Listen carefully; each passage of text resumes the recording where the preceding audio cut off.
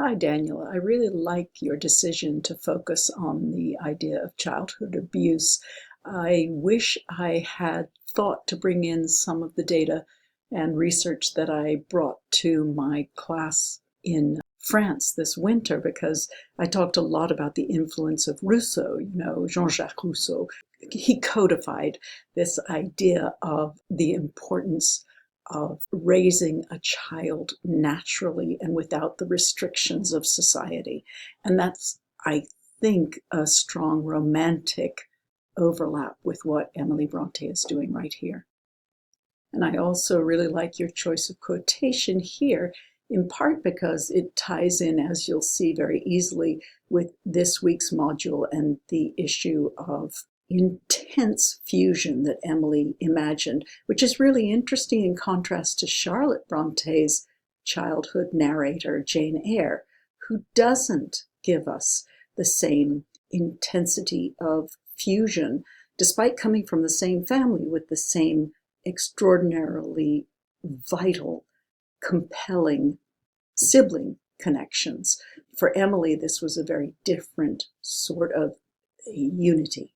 And this is an interesting assertion here because what I've always seen in Wuthering Heights, and I'm not sure that everyone would agree with me, is that social structures come into play when Kathy gets bitten by the dog outside of Thrushcross Grange. She gets inducted into the value systems of the prevailing society. She becomes a little lady. And remember, when she's first brought home, she's all in white silk with stockings on.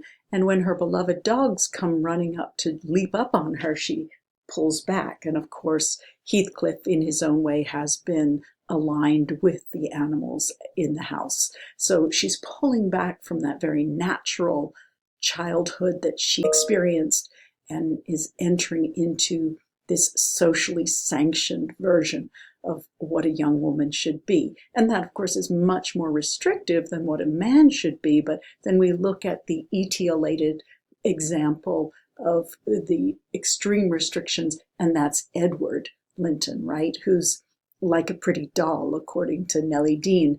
And Heathcliff utterly rejects all of the social structures, even though he maintains the more earthy agrarian structures of the seasonal life, including get the sheep in out of the snow, etc., etc. Challenge to Killeen's claims about the whip, and I like your evidence of the fiddle. It's true that the father does bring home the fiddle, but of course it's broken into pieces because he's been carrying the little boy that he found in the streets of Liverpool. I think you may mean here his lack of empathy rather than apathy. See here that you've got Bronte wanted to communicate how the portraits of the children symbolize the opposing forces, representing themes of civilization, order, and repression at Thrushcross Grange, and on the other hand, nature and chaotic passion at Wuthering Heights. And at the same time, it's interesting to see that Edgar and Kathy both die, both wither. But of course, they've produced Catherine, who is a more civilized outcome. Whereas if it weren't for his love of Kathy, Heathcliff would have gone on living. At one point, he even says, "Curse it that I'm so robust in my health. I just can't die." So Emily's telling us something interesting about that child who grows up in nature and does not shun his own nature. And she also may be telling us something about gender. Is only a man free to embrace his nature without forcing it to comply with social structure? Good mention of this concept of the radical ambivalence of the Victorian attitude towards children. I thought that was a very interesting part of Killeen's thesis. Remember that Heathcliff also torments Hindley when they're children. Good mention of this leverage that Heathcliff also brings to bear upon Hindley, knowing that he's a favorite and that his substitute father will back him up, not his own biological child. When you talk about Heathcliff experiencing violence and cruelty as a child, He did experience resentment and cruelty and probable violence from Hindley. And of course, he experienced a kind of rejection from Nellie. But he really experienced approval from not only Mr. Earnshaw, but from Kathy. So there's a dual response. On the one hand, he's respected by this adoptive father over and above his own son. And Kathy really does become profoundly emotionally and experientially unified with Heathcliff. As she says, Nellie, I am Heathcliff. His destructive impulses are curbed often by Kathy. Remember, she trains him not to destroy the eggs in a linnet's nest. I agree with this claim from Killeen that you've chosen. Yeah. But don't you think that Bronte has done a very interesting job with the next generation? Not necessarily one that we as readers really want to embrace, but she has Kathy, who loves her father and is much more socially adept than anyone raised at Wuthering Heights ever was.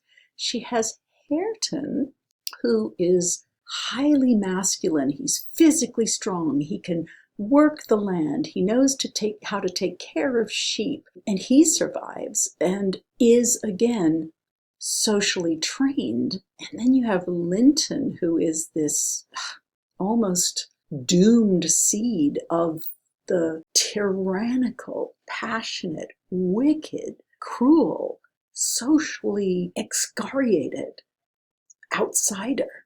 And the pathetically self-deluded Isabella. And of course, he withers on the vine. I mean, we couldn't get a portrait of somebody less likely to survive. So are they doomed to repeat the same cycle of abuse and trauma? I'm not sure. I think Killeen is right to talk about a generalized Victorian ambivalence towards children. After all, that's the seen and not heard era. That's where that originated. But when Bronte ends her novel, does she end it with unalloyed approval of Kathy and Hareton? Does she end with an enduring approval of the ghosts that are occasionally seen, the ghost of Kathy and the ghost of Heathcliff? Are they the ghosts of those children who may have been emotionally neglected, but was their father truly cruel? Was he a man of brutality? We can, as 21st century readers, think to ourselves, there's no way that these children could emerge as so devoid of fundamental humanity unless their parents had raised them with a kind of neglect and cruelty, emotional cruelty.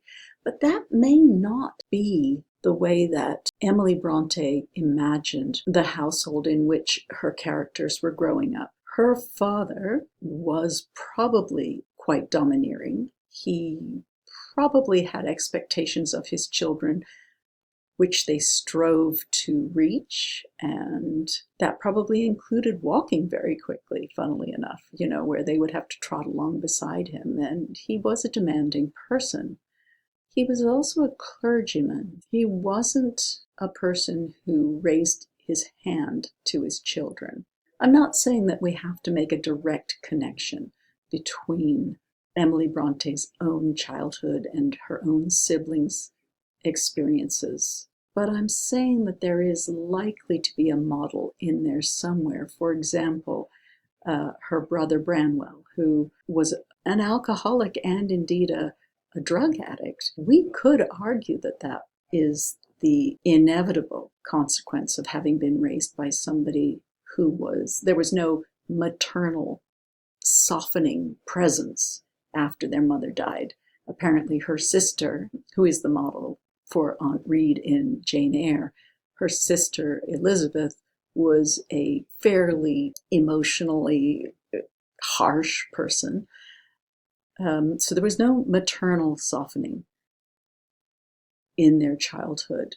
and the father did have high expectations for the children, and that may well have been crushing for Branwell, who ended up unable to fulfill his extraordinary talent as a young painter and a young writer. He simply collapsed, we could claim, under the pressure of paternal expectation.